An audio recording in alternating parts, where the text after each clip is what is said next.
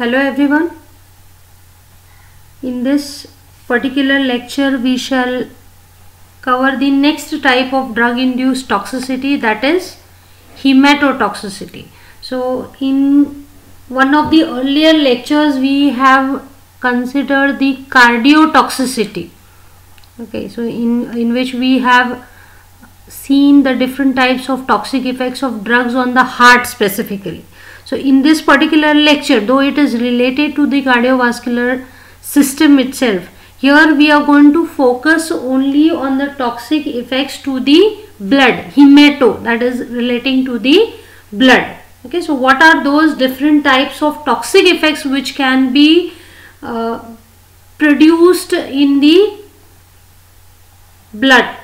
Okay, so what are those toxic effects which are related to the blood?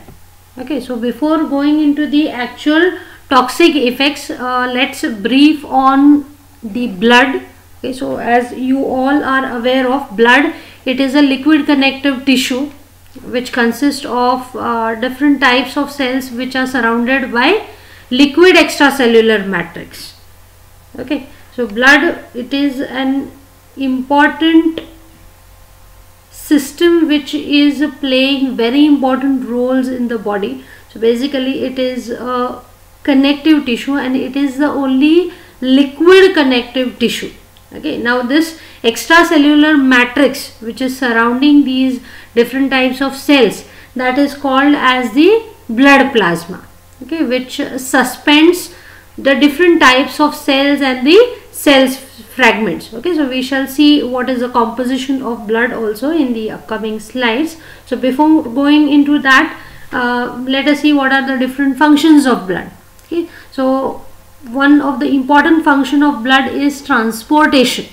Okay, so blood is the medium which is helping in transportation of the oxygen, the carbon dioxide. So it supplies the oxygen to the different parts of the body. So our body cells need the oxygen. Okay, so that is taken up by the blood into the lungs, and then we have seen the role of cardiovascular system, how it moves towards the heart, how it moves through the chambers, and it is circulated throughout the body.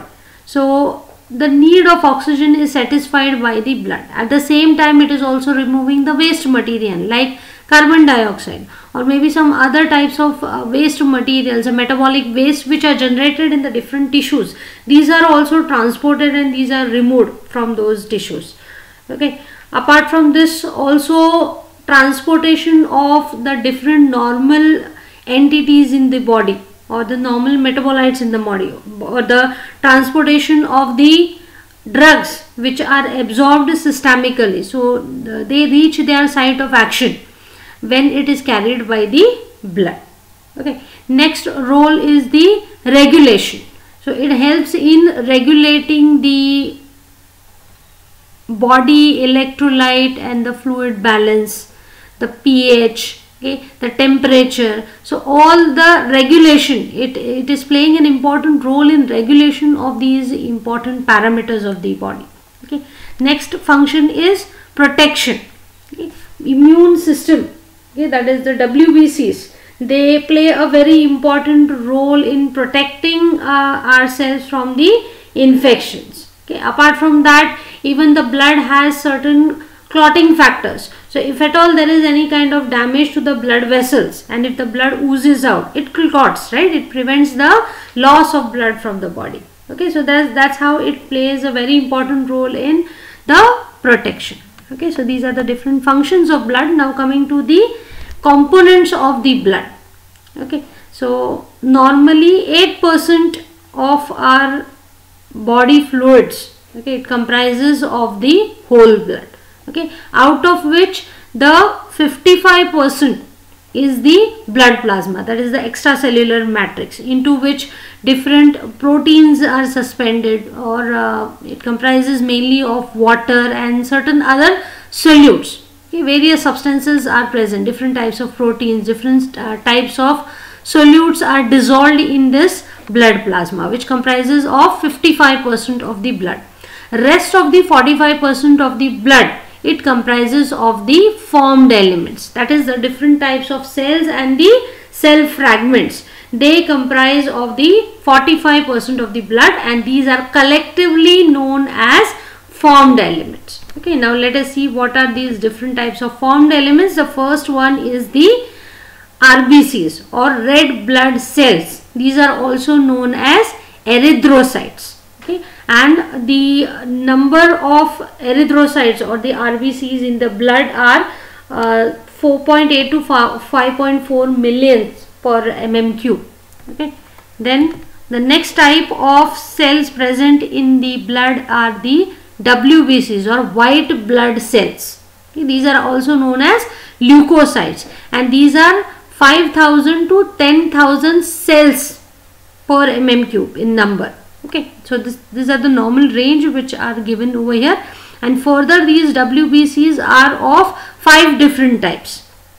Neutrophils, which form 60 to 70%, lymphocyte, that is 20 to 25%, monocyte 3 to 8%, eosinophils 2 to 4%, and basophils 0.5 to 1% out of the entire 100% of the WBCs. Okay, so these are the 5 different types of WBCs. Further, these are also classified as granulocytes and agranulocytes. Okay, that is neutrophils, eosinophils, basophils, these are granulocytes, and lymphocyte, monocytes are the agranulocytes. Okay, depending upon the presence of the granules, if you can see, these are granulated cells. Okay, then the third type of fragment, you can't call it as a cell. Okay, so it is a cell fragment known as platelets. So they play a very important role in the clotting.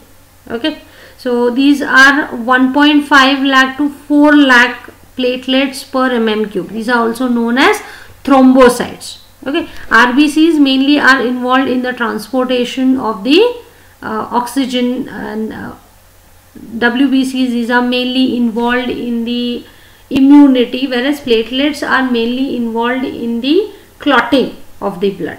Okay, so these are the different types of cells which are present in the blood. Now, before going into the actual toxicities, let us consider some of the definitions of the hematological clinical terms which you all must have come across. So we'll be encountering these terms in the further slides. Okay, so basically hematotoxicity involves the changes in the number of cells. So that is one type of toxicity which is produced. So there are several terms which you need to know depending upon the increase or decrease in the number of cells. Okay, there are different terms which are put forth. That is, anemia is the first term. So anemia, it is characterized by reduction in the number of RBCs below the normal range. So we have seen the normal range. So below the drop of number of RBCs below normal, or the hemoglobin content, if it goes below 14 grams, okay, then it is known as anemia. Okay, now this anemia can be again of different types. Okay, depending upon what is the cause. Okay, out of this, one of the type is aplastic anemia. That is basically due to the destruction of the bone marrow. So all these blood cells, these are generated in the bone marrow. Okay, so if there is any situation which affects the bone marrow, obviously it will affect the normal regenerative production of the RBC. So this particular condition will result in aplastic anemia. Anemia caused due to the reduction in the production of RBCs is known as aplastic anemia. Okay, so basically anemia, it is the reduced number of RBCs. So here oxygen carrying capacity of the blood is reduced. Next term is agranulocytosis. Okay, so as the name implies, agranulocytes are affected over here. Okay, so cytosis, okay, that is a reduction in the number of the agranulocytes, that is a leukocytes. Okay, then granulocytopenia or neutropenia, this is a reduction in the number of the granulocytes type of WBCs. Then granulocytosis, it is an increase in the number of granulocytes above normal. Okay. Leukopenia, it is the reduction in the number of leukocytes below normal, that is below 5000. Okay. Then leukocytosis or neutrophilia, that is an increase in the number of leukocytes above normal. Lymphopenia, similarly, it will be a reduction in the number of lymphocytes below normal. Then lymphocytosis, it will be an increase in the number above normal range. Okay. Eosinophilia, it is the term describing the increase in the number of eosinophils above the normal range. And thrombocytopenia, it is a abnormal drop in the number of the thrombocytes or the platelets below normal, that is below 2.5 lakhs. Okay. So with this we shall start with the hematotoxicity. Okay. Now hematotoxicity is a term which is related to the toxic effects on the blood. Okay. So here two basic processes are getting affected. Okay. When you call that hematotoxicity has occurred, either the RBC mediated oxygen transport is getting affected, or the production of the different types of cells, or the number of types of cells which are present, the different types of cells, that is RBCs or WBCs or the platelets.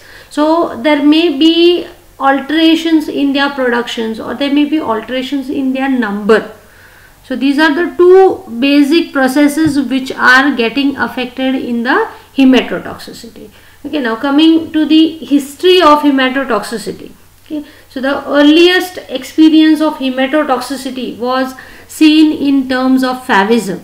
Okay, in the Mediterranean region, the people, when they consumed fava beans, they developed a specific toxic effects, that is acute hemolytic anemia, that is suddenly the RBCs were getting destroyed. Hemolytic anemia, it is the anemia, that is decrease in the number of RBCs because of the lysis, hemolysis, that is destruction of the RBCs is taking place. That is the reason why anemia is getting precipitated over here. Okay, and specifically this is seen in those individuals who are deficient in this enzyme glucose 6-phosphate dehydrogenase. Okay, if these individuals they consume fava beans, okay, in whom this enzyme is deficient, specifically they develop this symptom, that is acute hemolytic anemia, that is the RBCs were getting destroyed. Okay, apart from this, even a type of hematotoxicity was also seen after consumption of the well water, which consists of large amounts of nitrates and nitrites. A specific toxicity known as methemoglobinemia, that is increase in the amount of methemoglobin in the blood was taking place.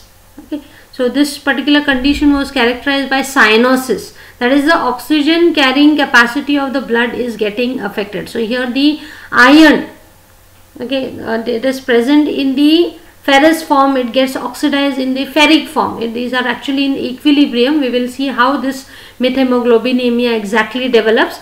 But here basically the oxygen carrying, the iron, it can't bind to the oxygen. So as a result of this, cyanosis will be taking place. Okay, so these are some of the earliest examples of the different types of hematotoxicities which have been come across. Okay, now coming to the actual types of hematotoxicity reactions and the examples which are basically responsible for this type of toxicity, and we will also cover the different mechanisms by which these type of toxic effects are seen. Okay, so the first one is the impairment of the oxygen transport and the destruction of the RBCs or the red blood cells. Okay, so here two types of toxicities can affect the RBCs. Okay, firstly, the competitive inhibition of the oxygen binding to the hemoglobin.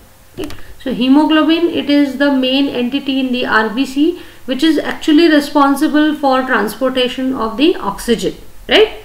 Okay, so oxygen, it binds to the hemoglobin and it is carried by the RBCs. Okay, now this particular binding of oxygen to the hemoglobin, it is inhibited.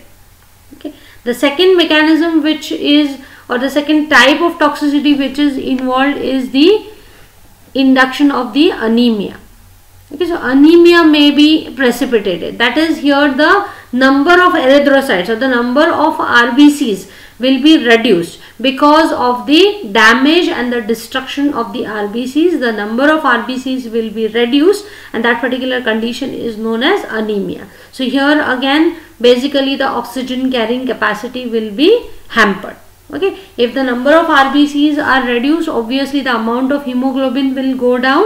Okay, and your oxygen carrying capacity of the blood will also get affected.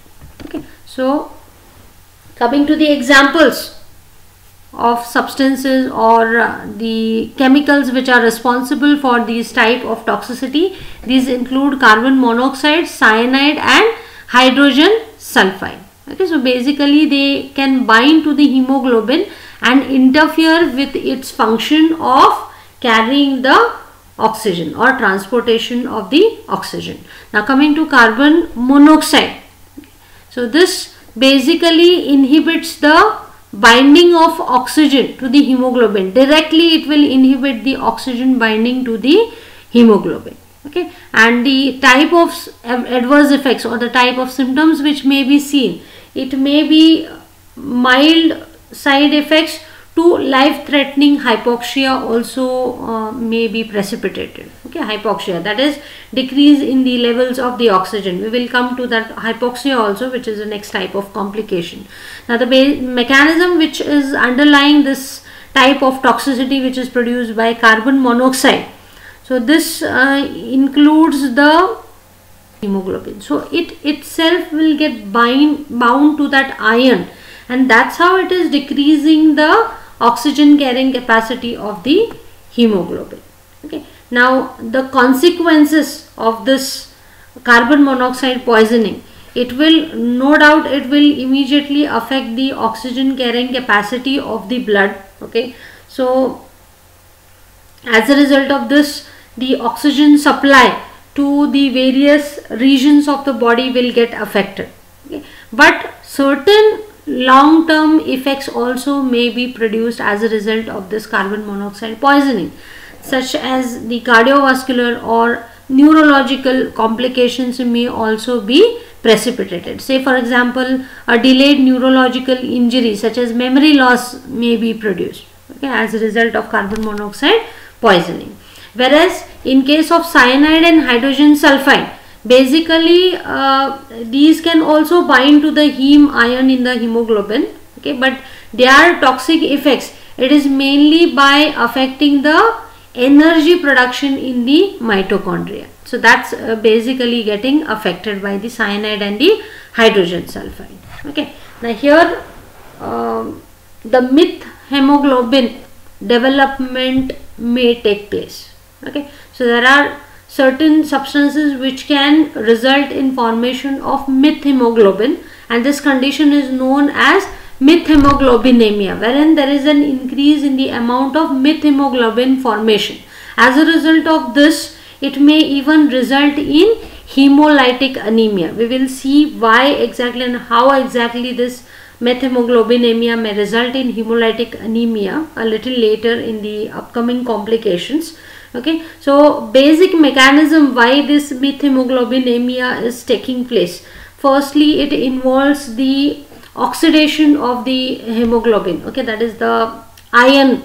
Okay, ferrous will get oxidized to the ferric form of the iron. Okay, so methemoglobin formation can take place. Okay, and the second mechanism involved is the, as a result of oxidation of this hemoglobin, it may even result into alterations in the membrane proteins. So in the RBC membrane, the proteins which are present, they will get altered in such a way that the membrane, it is altered, the structure of the membrane is altered in such a way that it is recognized as a foreign substance by our immune system.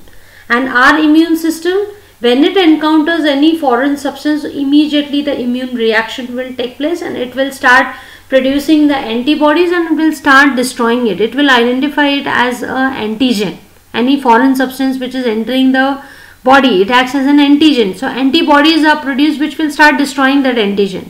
So here the RBC membrane proteins are altered in such a way that it will be recognized as foreign. Actually it is not foreign substance, it is our own RBCs, but still it will be recognized as foreign substance and it may be damaged, okay, by our immune system. So RBC destruction may take place. This will result in the anemia. So as a result of both of these situations, okay, either formation of the methemoglobin or destruction of the RBCs, okay, by activation of the immune system, both of these will result in hypoxia.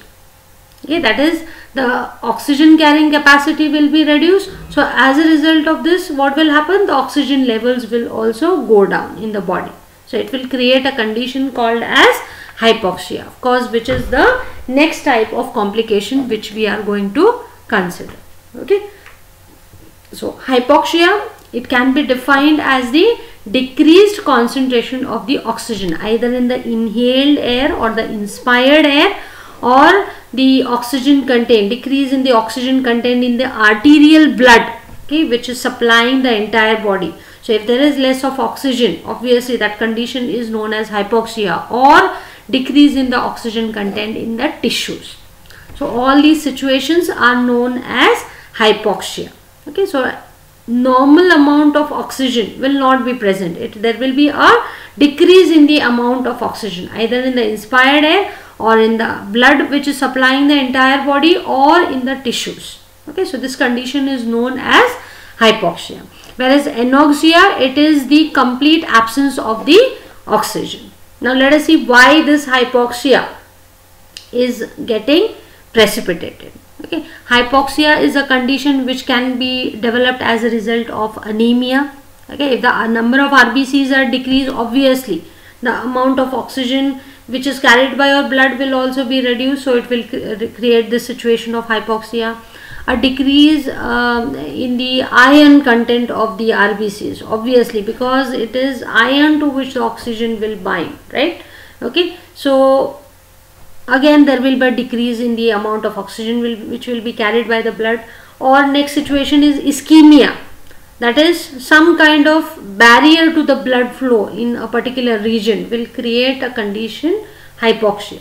That is, for example, occlusion of the blood vessels or vasoconstriction of the blood vessels, that is arteries which are supplying throughout your body. If their size is reduced or if there is some obstruction, if some blockage is there, obviously the blood supply will be reduced and obviously the oxygen supply also will be reduced. Okay. Or another situation is increased oxygen affinity. So if your oxygen, it has a high affinity, okay, if your hemoglobin has a high affinity for your oxygen, it will not be released. So as a result of this, again hypoxia will be produced because the release of oxygen is getting affected over here. Now the symptoms which are precipitated, they may range from euphoria, that is the sense of well-being or altered mental state, to loss of consciousness, seizures or cardiac arrhythmias. Now this depends upon the amount of oxygen saturation of the hemoglobin. So if the hemoglobin oxygen saturation, it is less than 80%, it will result in euphoria. Indifference to surrounding will be produced. A confusional state will be produced. Okay, or impaired judgment or memory loss may take place. As this oxygen saturation go on reducing, okay, it will go on worsening the situation. Mainly the CNS related effects will be precipitated. So if the oxygen pressure, it drops below say 30 mmHg, it will result in 55 to 60% of oxygen saturation of your blood. Okay, so at this particular level, consciousness may be lost. That is, the person may even go unconscious. Okay, now this type of situation, it is more likely to be affected by those people who are suffering from some kind of cardiovascular complications, like say for example atherosclerotic coronary vascular disease. If anyone is suffering from. So such type of individuals are more susceptible towards development of these type of complications. Then next type of complication is methemoglobin leading to hemolytic anemia. That's what we have considered in the earlier slides also. We shall see in detail how exactly this methemoglobin can result in hemolytic anemia.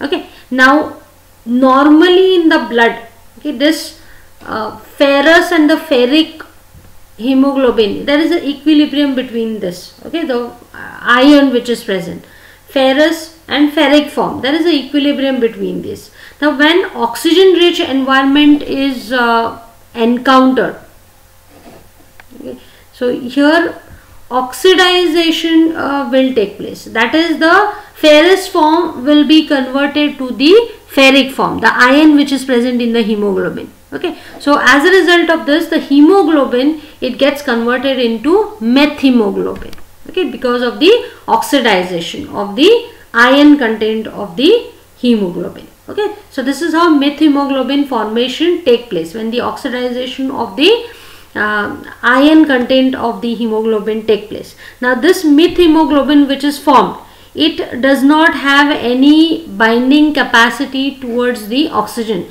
The hemoglobin can bind to the oxygen, but methemoglobin, it cannot bind to the oxygen. So as a result of this, if methemoglobin is formed, it will not be able to transport the oxygen.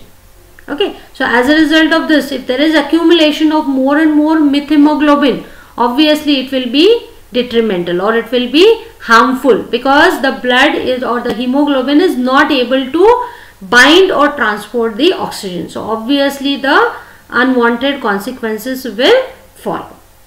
Okay, so for this matter, this methemoglobin accumulation, it is naturally prevented by an enzymatic reduction. Okay, the oxidized ferrous to ferric which has taken place, it will be reduced back to the ferrous ion in the presence of this enzyme methemoglobin reductase. It is also known as diaphorase. Okay, so this enzyme methemoglobin reductase, it keeps that ferric ion in a reduced state, that is in the ferrous form. Okay, ferric, it is Fe+3 and ferrous is Fe+2. Okay, so this enzyme, it converts this oxidized ferric form back to the ferrous ion. Okay, so usually this methemoglobin content in the blood is usually 0.5% or even less than that. Okay, so that's why it is not harmful, okay, because the level of this methemoglobin is very low. However, if the methemoglobin concentration, it exceeds 40%, then it may precipitate several side effects. So several symptoms may be precipitated, that is headache or dizziness, then nausea and vomiting, and even if the levels go as high as 60%, it may be even fatal or lethal, it may be life threatening also. Okay, so treatment of this particular situation, methemoglobinia, okay, there is no much treatment line which is followed. Only you can administer the oxygen to such patients so that the oxygen levels in the body can be improved. Okay, because here in the methemoglobinemia, basically the oxygen carrying capacity is affected, so hypoxia and hemolytic anemia may be precipitated. So to overcome these type of symptoms, oxygen administration can be given. An antidote is also available, that is methylene blue can be administered. So it will provide the reducing equivalence to this enzyme methemoglobin reductase. As a result of this, it will reduce that ferric back to ferrous. So it will help in conversion of methemoglobin back to the ferrous hemoglobin. Okay, so it will help in reversing the situation. Okay, now coming to the examples of the substances which may be responsible for development of this methemoglobinemia and the hemolytic anemia. Okay, so basically those substances which have aromatic amines or nitro compounds in their structures, say for example aniline or nitrobenzene, they basically cause this condition known as methemoglobinemia, okay, by initiating this redox cycle in the RBC. So oxidation is enhanced. As a result of this, it will result in the methemoglobin formation. Okay, now these aromatic amines and nitro compounds, these are basically found in the dyes or the pharmaceutical medicines or the agricultural chemical industries. Okay, so these are the several substances which contain these type of structures. Okay, now these aromatic amines are also a part of several medications. Say for example Dapsone, okay, which is used in the treatment of leprosy. It's an antibiotic. Primaquine, it is an antibiotic used for the treatment of malaria. So these also have the same structural basis for the development of methemoglobinemia and hemolytic anemia. Okay, now why this hemolytic anemia is getting precipitated? Okay, so these antibiotics or several substances, they just don't restrict the formation of methemoglobin. Okay, that is increase in the formation of the oxidized form of the hemoglobin, but they also result in the damage to the RBCs.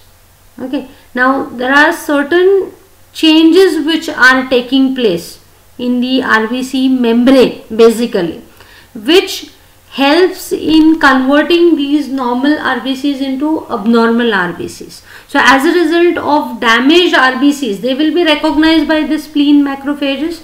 Spleen is basically is an organ which removes the damaged RBCs, right? So as a result of damage to the RBC membrane, it will be recognized as a damaged RBC or aged RBC, and the spleen will start removing them and destroying them.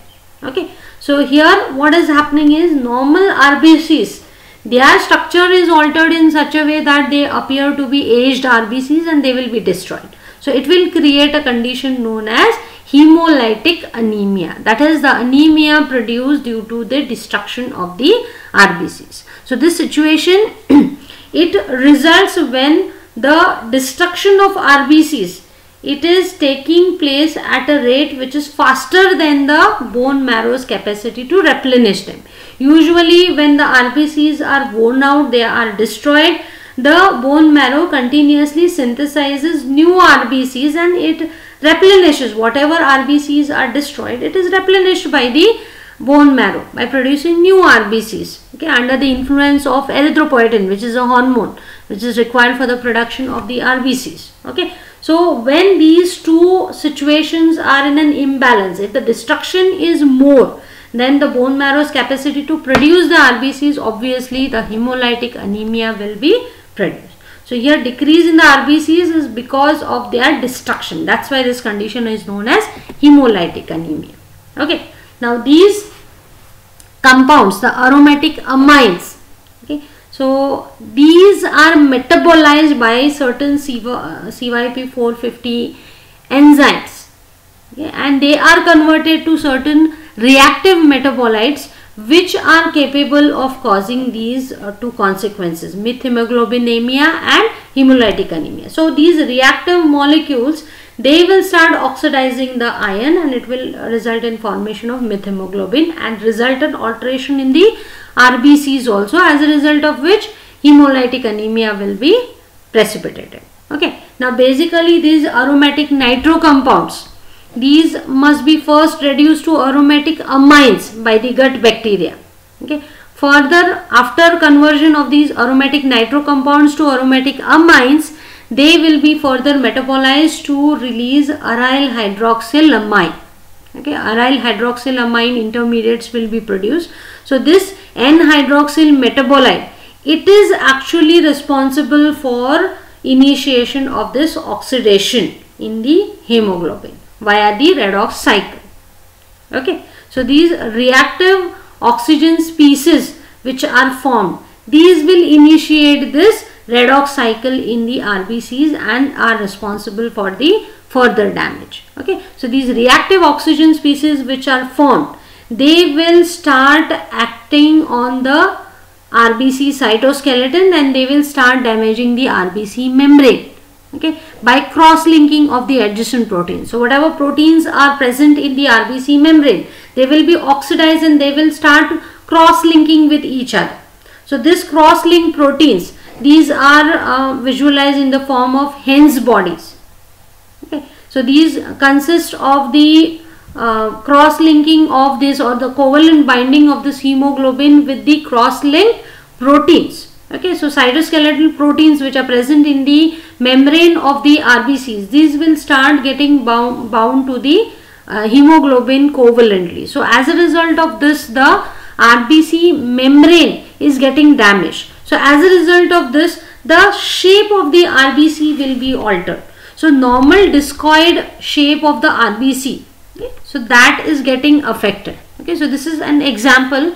Dapsone, as we have seen, is responsible for this type of toxicity. So its intermediate which is formed after the metabolism, dapsone and hydroxylamine. So this can induce the alteration in the morphology of the RBCs. So here you can see these are the normal RBCs. So in presence of this dapsone and hydroxylamine, it is changing the shape of the RBCs, right? So spikes you can see. Totally the shape of the RBCs have changed, and this type of RBCs are known as echinocytes. Okay, so spike shaped RBCs which are produced, these are known as echinocytes. There are certain other type of abnormalities which may also be produced by these aromatic amines. These include anisocytes. Here asymmetrically shaped RBCs are present, or spirocytes, round RBCs are present over here. Elliptocytes means ellipse shape or egg shaped RBCs are formed. Then drepanocytes, sickle shaped RBCs are formed, or acanthocytes, that is round RBCs where irregular spiny projections on the membrane will be seen. Then stomatocytes, wherein there is a slit like concavity in the RBCs. So these are the different types of morphological alterations which may be produced by aromatic amines as a result of damage to the membrane of the RBCs. So as a result of all these consequences, alterations in the morphology of the RBCs, it will give a senescent signal to the spleen, that is aging. It will appear as if that RBC have aged. Okay, so it will look different from the normal RBCs, right? So it will give a signal to the spleen. Okay, and the spleen, it will start destroying these type of RBCs, thinking that they are aged RBCs, when actually these are the normal RBCs. Okay, so here what is happening? Because of the oxidative reactive species which are produced as in intermediates, redox cycle are induced in the RBCs. As a result of this, premature aging of the RBCs is taking place. Okay, so alterations of the morphology of the RBCs is taking place. The membrane is getting affected. So early removal of these RBCs from the circulation is taking place. So whole of this process, a collective term is given to whole of this process called as oxidative stress in the RBCs. As a result of this, the RBCs are destroyed. So as a result of this, the hemolytic anemia can be precipitated. The next type of complication is bone marrow suppression. Okay, so different industrial chemicals and pharmaceuticals are also known to cause the bone marrow suppression. Okay, so as a result of bone marrow suppression, the production of the different types of cells or the formed elements will get affected, right? So because bone marrow is the place where actually these formed elements are produced. Okay, so it may result in pancytopenia, that is decrease in the number of all the cellular elements of the blood. This situation is known as pancytopenia. So RBCs, WBCs, platelets, all the levels will go down.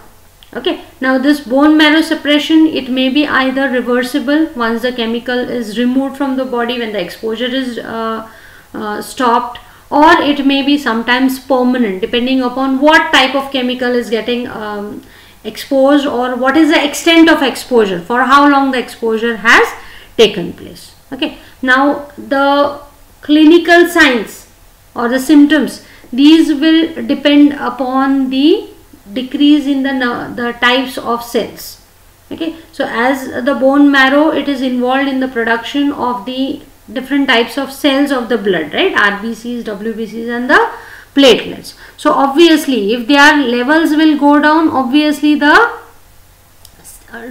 characteristic symptoms will be precipitated. Say for example, if the platelet counts are reduced, bleeding tendencies will be more, right? Hemorrhagic conditions will be seen. Then decreased number of RBCs will precipitate anemia. Okay, so it will lead to fatigue and certain other alterations. Maybe other organs also are getting affected. So cardiovascular, respiratory parameters will also be seen. Okay, then obviously because of decrease in the WBCs, WBC play an important role in protection, right, in the defense of the body. Okay, so it's involved in the immunity, the lymphocytes, right? So as a result of this, there will be an increased susceptibility towards various infection, because our immunity will go down as a result of decrease in the number of the WBCs. Okay, so here basically those types of cells are getting affected first which have short lifespan. Say the platelets, they have short lifespan, say only for 9 to 10 days. So as a result of this, the first type of cells which will get affected are the platelet. So as a result of injury to the bone marrow, the first situation which may arise is thrombocytopenia, that is decrease in the number of blood platelets below normal. Okay, so bleeding will be one of the first complications which will be seen. So hemorrhagic conditions will be precipitated, because platelets are mainly involved in the clot of the blood. Okay, now the examples of drug which are responsible for the bone marrow depression are procainamide, then sulfasalazine, isoniazid, phenylbutazone, diphenylhydantoin and chloramphenicol. So these are some of the examples. Next complication is leukemia. That is the situation in which the number of WBCs increase, okay, above normal. Okay, so here the bone marrow injury, it may develop myelodysplastic syndrome or acute myelogenous leukemia. It may progress to a bone marrow cancer. Okay, so the damage caused to the bone marrow by say different types of chemicals or drugs, say benzene, chloramphenicol, or exposure to the cancer chemotherapeutic agent itself, it can damage the bone marrow and it can increase the susceptibility of development of the bone marrow cancer. Okay, so these are the different mechanisms by which a bone marrow cancer or the leukemia can be precipitated. So under the carcinogenicity also we have seen several mechanisms. Okay, so coming to the mechanisms which may result in the leukemia, these include bioactivation of the parent molecule to the reactive intermediates which will affect the bone marrow, or disruption of the marrow physiology, or inhibition of the topoisomerase, formation of certain DNA adducts, or chromosomal alterations, oncogene activation, or suppression or the inhibition or the inactivation of the tumor suppressor gene. Okay, so these are the several mechanisms which may involved in the development of leukemia or the bone marrow cancer. Okay, so these are the different types of hemotoxicities. Okay, so we have seen different mechanisms and the examples of drugs which may produce the different types of toxicities. Thank you.